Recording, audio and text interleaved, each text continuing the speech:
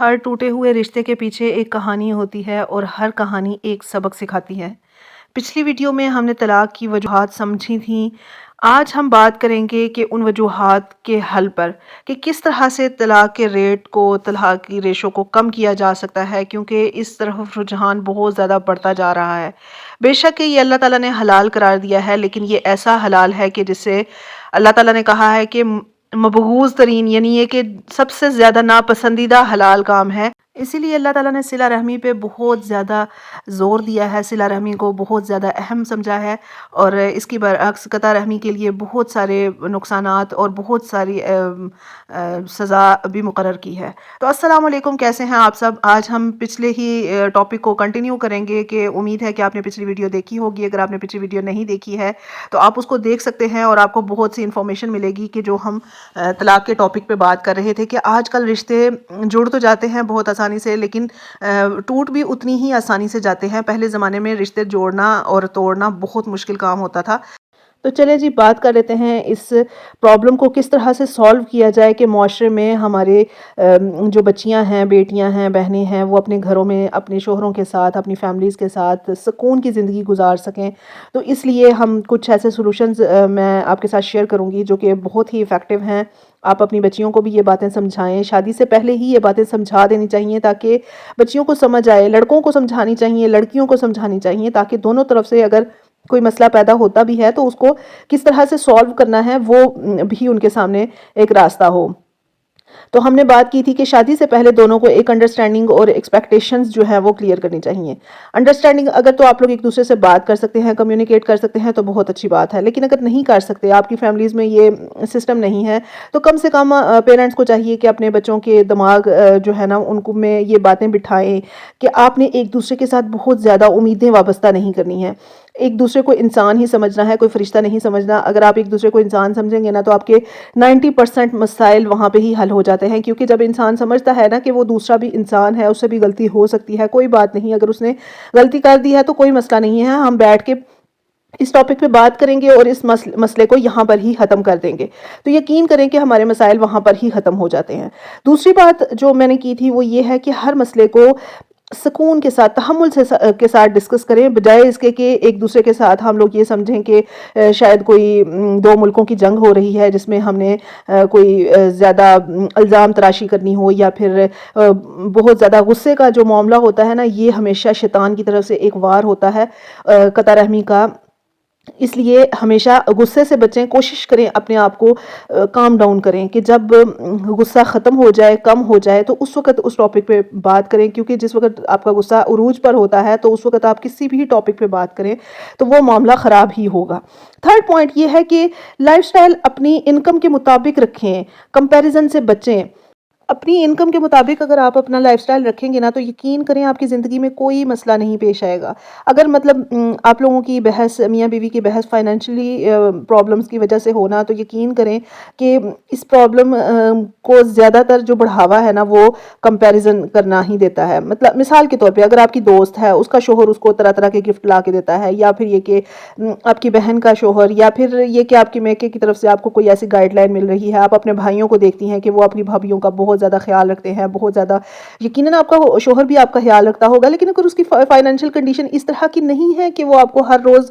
مہنگے مہنگے تحفے یا پھر مہنگے مہنگے ہوٹلوں میں کھانا کھلا سکے، یا پھر یہ کہ مہنگے مہنگے ڈریسز دلوا سکے، تو کمپیریزن تو کرنے کی ضرورت ہی نہیں ہے۔ آپ یہاں پر یہ سوچیں کہ بھائی اگر ایک شخص مجھے عزت سے رکھ رہا ہے اپنی فیملی میں، اس نے میری عزت بنائی ہوئی ہے، وہ مجھے سپورٹ کر رہا ہے، تو اس سے بڑھ کے اور میرے لیے گفٹ کیا ہوگا۔ اور یقین کریں یہ بھی اللہ تعالیٰ کی طرف سے ایک بہت بڑی عطا ہوتی ہے، اگر آپ کو ایسا شوہر مل جائے کہ جو آپ کو اپنی فیملی میں سپورٹ کرے، آپ کے ساتھ کھڑا ہو، آپ کے ایک کہہ لیں کہ جی بیک بون کی طرح آپ کا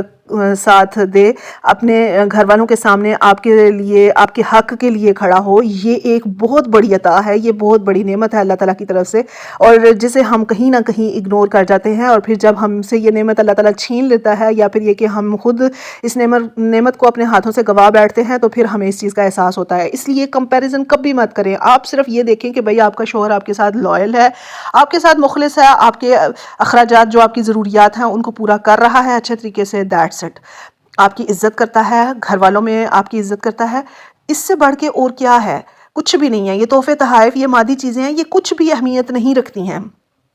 دوسری ایک اور بات میں آپ سے کہوں گی کہ اسلام جو ہے نا وہ ہمیشہ صبر، عزت اور حقوق کی تعلیم دیتا ہے. دونوں جو طرفین ہوتی ہیں، مطلب یہ کہ دونوں پارٹنرز کو اپنا فرض سمجھنا چاہیے کہ ایک دوسرے کی عزت کریں، ایک دوسرے کے ساتھ صبر سے، تحمل سے پیش آئیں. اگر ایک سے غلطی ہو گئی یا دوسرا معاف کرنے کی صلاحیت رکھتا ہو، اتنا ظرف ہو اس میں کہ وہ دوسرے بندے کو معاف کر سکے، ایک دوسرے کی عزت کریں، ایک دوسرے کے حقوق کا خیال رکھیں. اگر شوہر اپنی ذمہ داریاں نبھا رہا ہے، بیوی اپنی ذمہ داریاں نبھائے، تو یقین کریں کہ 99% مسائل وہاں پہ ہی حل ہو جاتے ہیں اور ایک انڈرسٹینڈنگ لیول بلڈ ہونا شروع ہو جاتا ہے.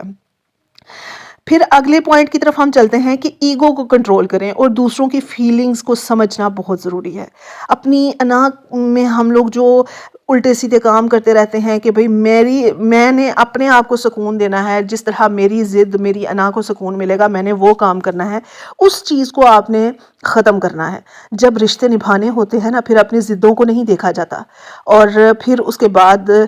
اگر آپ اپنی انا کو ختم کر لیں گے نا، تو دیکھیں یقین کریں آپ کے پارٹنر اگر آپ کو کچھ کہہ بھی دیتا ہے نا، مثال کے طور پہ اگر آپ کا شوہر آپ کو کچھ کہہ بھی دیتا ہے تو آپ کو وہ بات بری نہیں لگے گی. آپ اس وقت سکون میں ہوں گے کہ کوئی مسئلہ نہیں ہے، کہہ دیا نا پھر کیا ہو گیا. اپنے بہن بھائی بھی کہہ دیتے ہیں، بہت کچھ کہہ دیتے ہیں، اپنے ماں باپ بھی کہتے ہیں میرا شوہر بھی مجھ سے بڑا ہے، میرے پہ حق رکھتا ہے، کوئی مسئلہ نہیں. اگر آج اس نے مجھے بات کر دی ہے تو کوئی بات نہیں. آج اگر آپ اس کی بات سن کے خاموشی اختیار کریں گی تو کل کو کیا ہوگا کہ وہ بھی آپ کی بات سن کے کوئی آپ عجیب بات کریں گے تو وہ اتنا شدید ریئیکٹ نہیں کرے گا، کیونکہ اسے پتا ہوگا کہ بھئی میں نے بھی کل یہ بات کی تھی، میری بیوی نے مجھے کچھ نہیں کہا، اس میں اتنی بڑا کوئی معاملہ نہیں ہے. پھر ایک اور بات جو کہ ہمارے جو مشرقی کلچر ہے یا پھر کہہ لیں ایشین کلچر ہے، اس میں بہت زیادہ انوالو ہوتی ہے، وہ یہ ہے کہ پیرنٹس اور ریلیٹیوز جو ہے نا وہ اس طرح کے معاملات میں بہت زیادہ انوالو ہوتے ہیں. ان کو بھی سمجھنا چاہیے کہ نیا جو کپل ہے، نئے جو شادی شدہ جوڑے ہیں، ان کو اپنی سپیس دی جائے، ان کو ایک الگ سی سپیس دی جائے تاکہ وہ ایک اچھی بانڈنگ پیدا کر سکیں، اپنے اچھا انڈرسٹینڈنگ لیول پیدا کر سکیں. ان کے درمیان بار بار گھس کے بیٹھنا اور کپلز جو ہے نا ان کو ڈسٹرب کرنا، یا پھر یہ کہ شوہر کو بیوی کے بارے میں کچھ بتاتے رہنا اور جو بیوی ہے اس کو شوہر کے بارے میں کچھ بتاتے رہنا باتیں. بے شک آپ نیت کیسے بھی ہو لیکن جب ایک ماحول ہی اس طرح کا آپ پیدا نہیں کر رہے کہ دونوں میاں بیوی اکٹھے خوش ہو کے بیٹھ سکیں، کسی جگہ پہ اکٹھے کھانا کھانے جائیں، کسی جگہ پہ اچھے شاپنگ کرنے جائیں، تو پھر انڈرسٹینڈنگ لیول کیسے پیدا ہوگا؟ اور جب انڈرسٹینڈنگ لیول ہی نہیں ہوگا تو پھر اس کے بعد پھر اسی طرح کے مسائل دیکھنے کو ملیں گے، گھر میں لڑائی جھگڑا، بے سکونی، اور اس طرح سے پھر ظاہر سی بات ہے پھر جو لڑکے والے ہوتے ہیں نا ان کو اپنا لڑکا ہی سب سے زیادہ اچھا لگ رہا ہوتا ہے کہ بھئی ہمارا لڑکا تو ٹھیک ہے، ہماری بہو ہی اچھی نہیں ہے. اس میں ہی 100 قسم کے معاملات ہیں، نقائص ہیں. تو اس لیے یہ چھوٹے چھوٹے معاملات ہوتے ہیں کہ جو بہت زیادہ باریک بینی سے اور بہت زیادہ دقیق طریقے سے حل کرنے ہوتے ہیں. یہاں پر میں آپ سے ایک بات ضرور کہوں گی کہ رشتے جوڑنے والے بنے، توڑنے والے نہ بنے. توڑنے کے لیے پوری دنیا پڑی ہے، جوڑنے والا جو ہوتا ہے نا، رشتے جوڑنے والا، وہ بہت بلند ہوتا ہے، وہ بہت اعلیٰ ظرف ہوتا ہے. آج کا ٹاپک آپ کو کیسا لگا میرے ساتھ کمنٹ سیکشن میں ضرور شیئر کیجیے گا. آپ کو میری ویڈیوز کیسی لگتی ہیں؟ مجھے آپ کے کمنٹس کا بہت شدت سے انتظار رہتا ہے. جو بہن بھائی کمنٹس کرتے ہیں ان کا بہت شکریہ. اور اگر ویڈیو پسند آئی ہو لائک کریں، چینل پر نئے ہیں سبسکرائب کریں. اپنا خیال رکھیں. Thank you. اللہ حافظ.